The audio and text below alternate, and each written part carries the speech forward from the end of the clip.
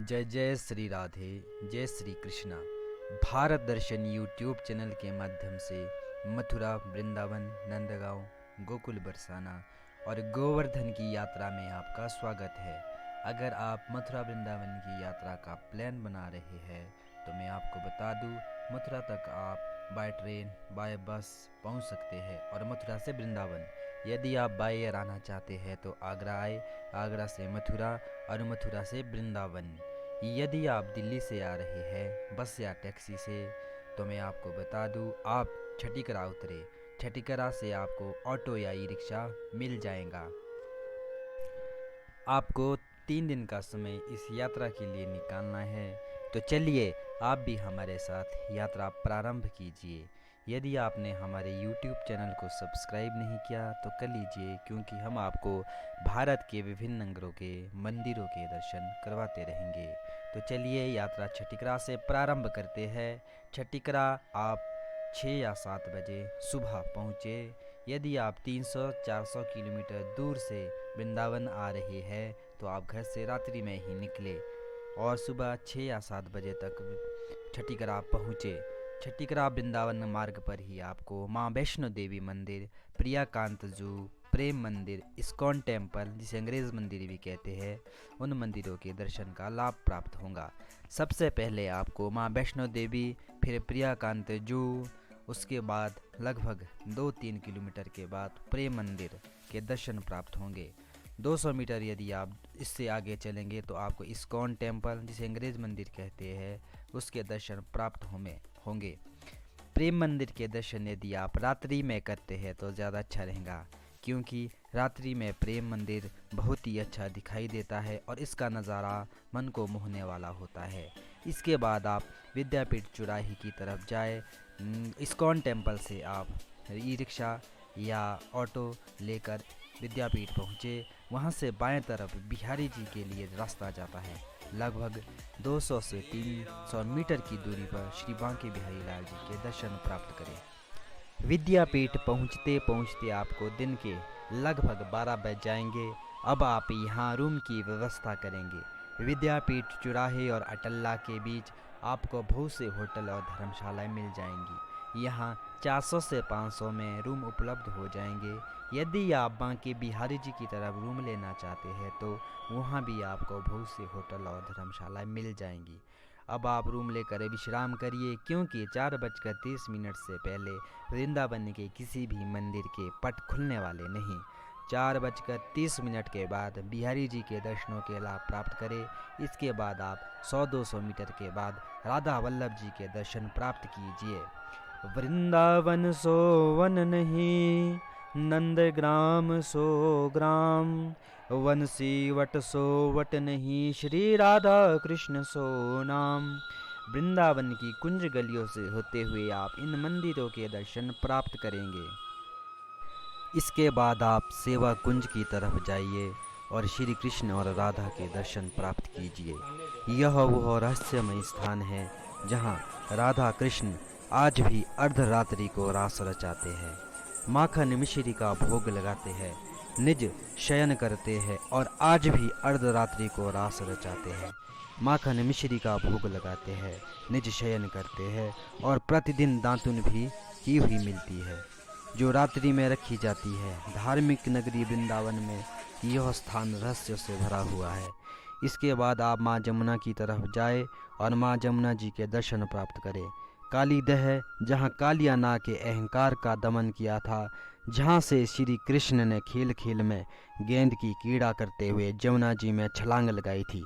इसके बाद चीर घाट, जहाँ गोपियों के वस्त्र चुराए थे, और केशी घाट, जहाँ केशी नामक दैत्यों को मारा था। यह तीनों स्थान एक साथ 100-100 मीटर की दूरी पर पड़ते हैं। दर्शन प्राप्त करें। इसके बाद आप निधिवन की तरफ जाए। निधिवन भी रहस्य से भरा हुआ वन है। इस स्थान पर रात्रि में किसी भी व्यक्ति को जाने नहीं दिया जाता है। अगर कोई चोरी छुपे वन में रह जाता है तो वह व्यक्ति या तो पागल हो जाता है या बधिर हो जाता है या मर जाता है। स्थानीय लोग इस वन के बारे में बताते हैं। ये देखिए आज भी आप यहाँ नित्य प्रति रात्रि निधि वन का नृत्य अद्भुत होता नजारा। है। कृष्ण की बांसुरी और राधा के स्थान पे घुंघरूओं हम की अभी आवाज है, आती यह है। निधि वन है। निधि वन का नजारा देखिए आप, यह रहस्य से भरा वन है। इसमें कई प्रकार के रहस्य हैं। यहाँ पे श्री राधा और कृष्ण हर रात को रास करते हैं, ऐसी यहाँ की मान्यता है। जय जय श्री राधे जय। इसके बाद आप गोपेश्वर की तरफ जाइए और वहाँ पे श्री भोले बाबा के शिवलिंग के दर्शन प्राप्त कीजिए। यह वह स्थान है जहाँ पर भोले बाबा शिवशंकर महादेव ने गोपी का रूप धारण किया था और माता से कृष्ण को देखने की इच्छा जताई थी। श्री गोपेश्वर महादेव के दर्शन करने के बाद आप रंगजी मंदिर की तरफ जाइए।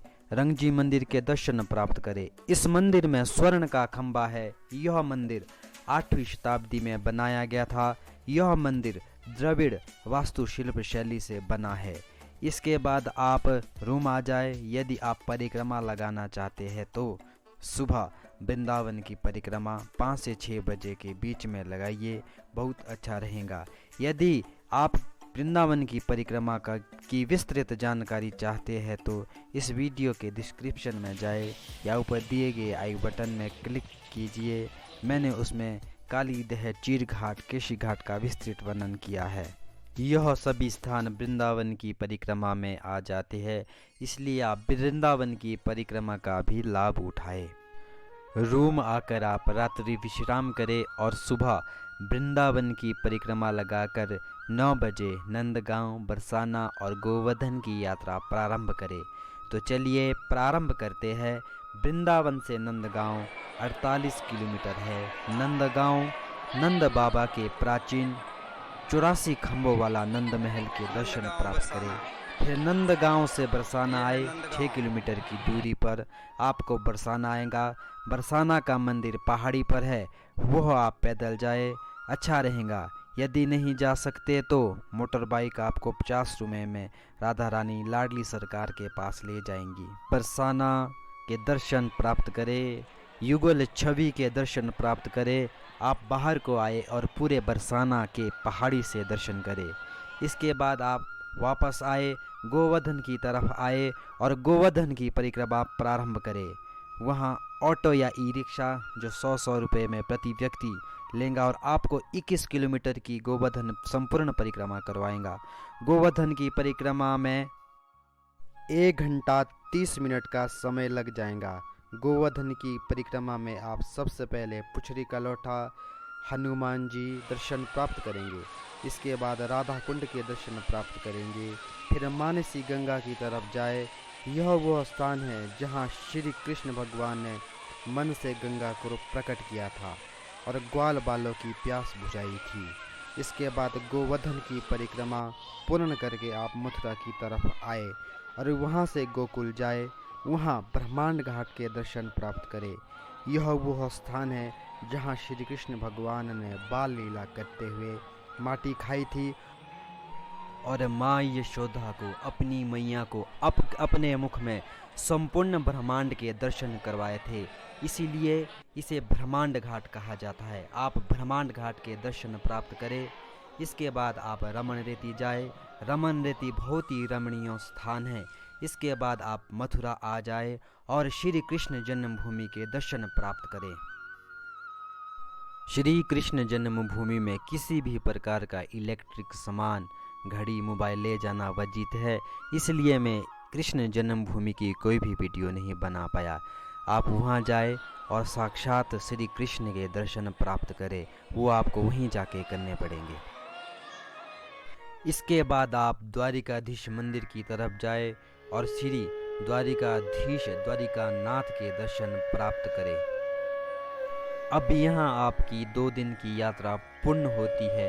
यदि आप तीसरे दिन की यात्रा नहीं करना चाहते, यदि आप घर जाना चाहते हैं तो मथुरा से भारत के हर स्थान के लिए बस और ट्रेन उपलब्ध होती है। यदि तीसरे दिन की यात्रा आप करना चाहते हैं तो रात्रि विश्राम के लिए आप वृंदावन आ जाए और यदि आपने दूसरे दिन वृंदावन की परिक्रमा नहीं की तो आप तीसरे दिन वृंदावन की परिक्रमा का लाभ उठाए, गौ सेवा का लाभ उठाए, संत सेवा का लाभ उठाए और रात्रि को अपने घर के लिए प्रस्थान करें।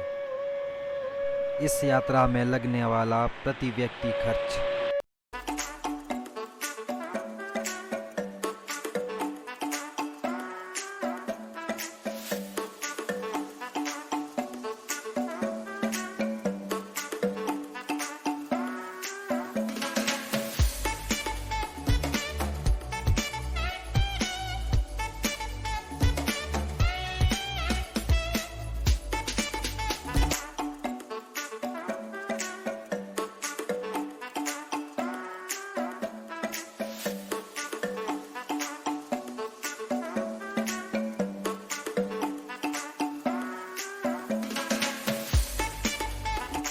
यदि आपको वीडियो अच्छी लगी हो तो वीडियो को लाइक, शेयर और चैनल को सब्सक्राइब कीजिए, क्योंकि हम आपको आगामी वीडियो भी इसी प्रकार की लाते रहेंगे।